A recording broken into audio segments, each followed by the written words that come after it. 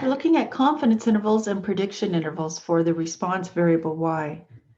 Okay, so a confidence interval is the first one that you're looking at here, and the prediction interval is the second one.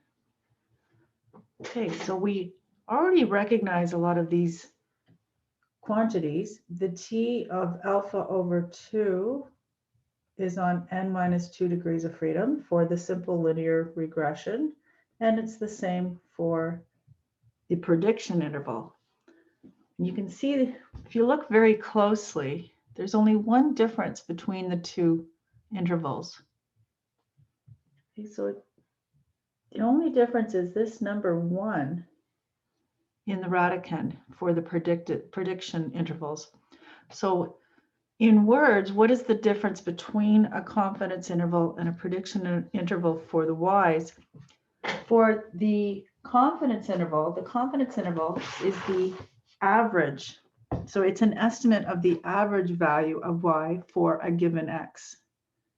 Whereas the prediction interval is the estimate of a single value of y for a given value of x. So one is the average, that's the first one, that's the confidence interval, and it is for the average y given a value of x.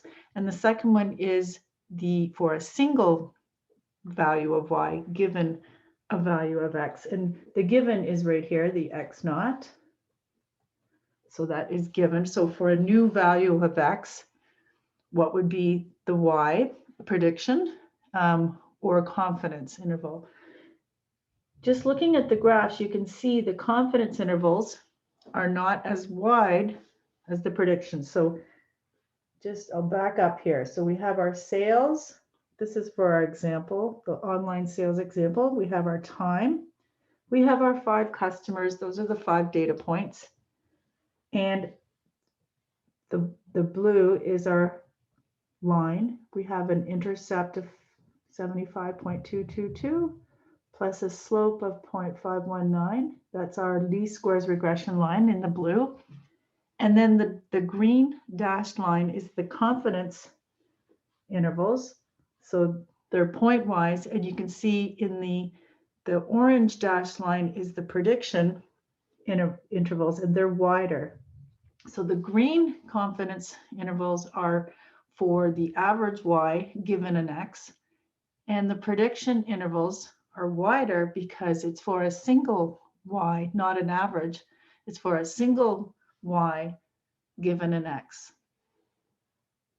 Okay, so let's try our example. Let's try putting in x naught equals 90. We'll do a confidence interval instead of prediction, and we'll see how we do. So that would be y hat equals 75.222 plus 0.519 times 90.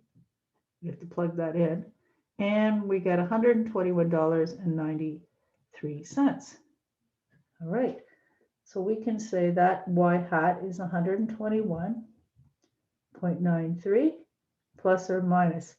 Now we need a t value. We can use it on 3 degrees of freedom.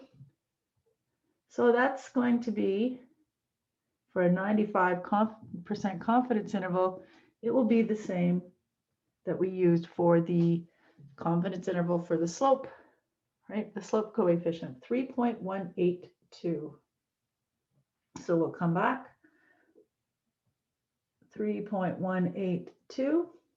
Our standard error of the estimate we know is 4.38. We calculated that and we checked it with the software output. It all matched. We have 5, n is 5. Our x0 or x naught, however way you want to say it, is 90.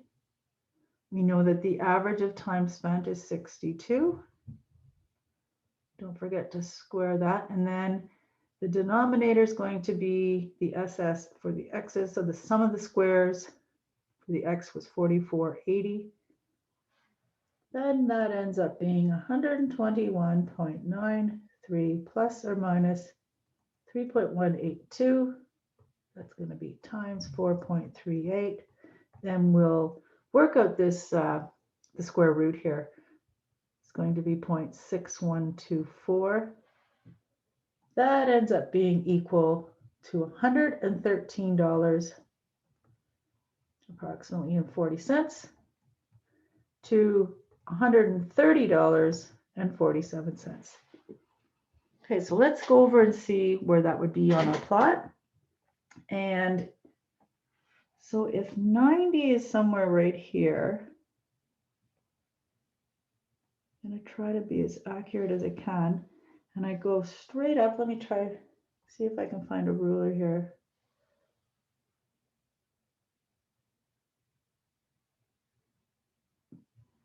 Does that look straight? Let me see. Maybe there? Close enough. So I will put my point right there. Just going to get rid of the ruler here. And so it would be approximately, oh, I lost it. It would be right there. Anyways, we don't have to be perfect here. So that's where we calculated the $121.93. But then we also calculated the confidence interval. The minimum was $113. So that would be right about here, the green, where the green dashed line is.